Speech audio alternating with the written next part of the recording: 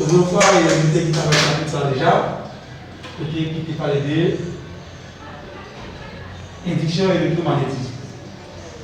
Maintenant, nous devons faire exposer, nous devons faire tout bagage qui a un rapport avec ce chapitre là.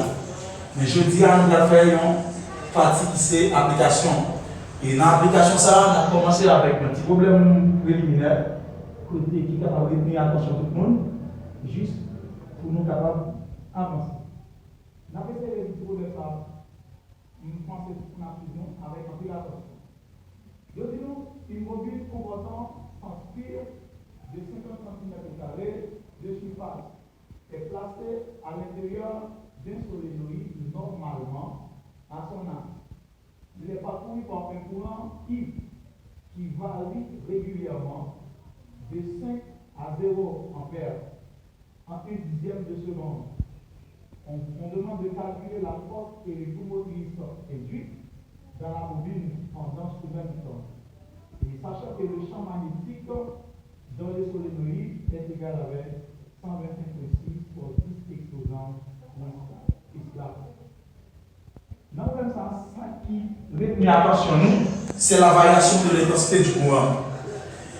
On a pu remarquer que le courant était bien avant à 5 ampères, maintenant le courant tombe à 0.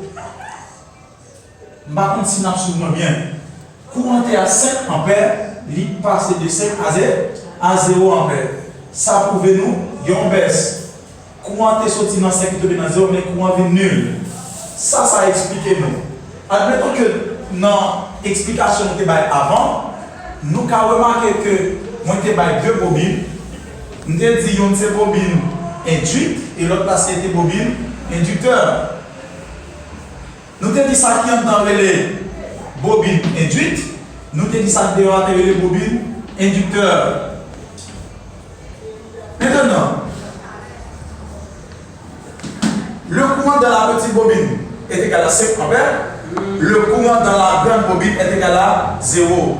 Maintenant, puisqu'il y a une variation de l'intensité, cela nous prouve que si I delta égale avec 0, alors B A égale à 0, flux de tout A égale à 0. Dans ce cas, si I égale à 0, B égale à 0, flux égale à 0, eh bien, au lieu d'écrire grand E est égal à moins delta flux sur delta T, eh bien, cette relation nous permet d'écrire aussi grand E égale moins facteur de flux 2 moins flux 1 avec flux 2 égale à 0. Alors, on a grand E égale, c'est moins facteur de moins flux 1 sur la variation du temps. Maintenant, grand E égale, moins par moins, ça nous donne plus, et mais ça nous donne c'est flux 1 sur la variation du temps. Maintenant, on va faire l'application sur cette formule-là. Maintenant, on va voir le problème. On a N, on a surface, on a l'induction magnétique, on a l'intensité. Eh bien, tous ces coordonnées ou bien tous ces composantes-là vont nous aider à calculer flux 1. Maintenant, puisque flux 1 est inconnu, on doit chercher, on dit trouvons flux 1, eh bien on doit poser flux 1 est égal N, B, S. Maintenant, au lieu de dire N, B, S comme ça, il faut préciser c'est N', B', S'. Eh bien, flux 1 est égal N, c'est 100, à multiplier par B, qui c'est 125,6 pour 10 exposant moins 4, multiplié par la surface, c'était pas combien? C'était 50 pour 10 exposant moins 4. Maintenant, produit de 100 pour 125,6 à multiplier par 50. Là-bas, nous combien? C'est 100 par 125,6 par 50. Et bien, flux 1, là-bas, nous c'est 628 pour 10 exposants. Nous avons moins 4 cm², nous avons moins 4 en Tesla, et bien là-bas, nous pour 10 exposants moins 8. Maintenant, l'unité c'est Weber. On trouve le flux, on peut retourner, eh bien, on dit il vient il vient, on a posé ces grand E, cap égal, flux 1 bar nous 628, pour 10 exposant moins 8, pour 10 exposant moins 8. Ensuite, à diviser par la variation du temps, c'était 1 dixième.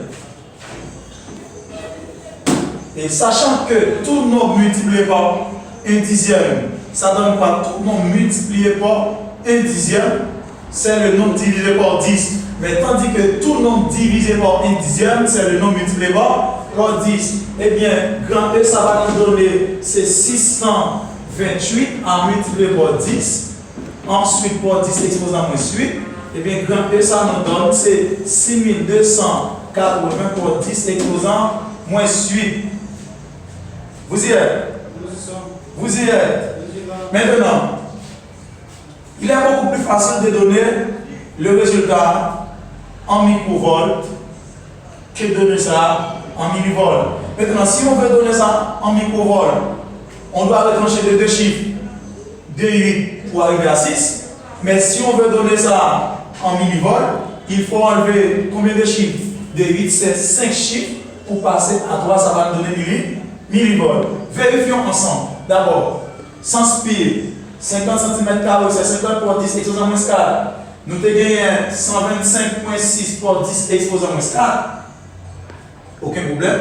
Maintenant, c'est 100, 125,6 moins 4, 50, 10 exposant moins 4. Somme nous 628 pour 10 exposant moins 8. Maintenant, on va donner ça en micro. Ensuite, grand E, ça nous donne c'est 1, 2. Et bien ça donne c'est 62,8. On écrit microvolt. Telle est exactement la force électromotrice induite dans la petite bobine. Merci, je pense que c'était très simple. Si vous avez des questions, n'hésitez pas à me poser. Ensuite, vous aurez les réponses. Bye, tout le monde.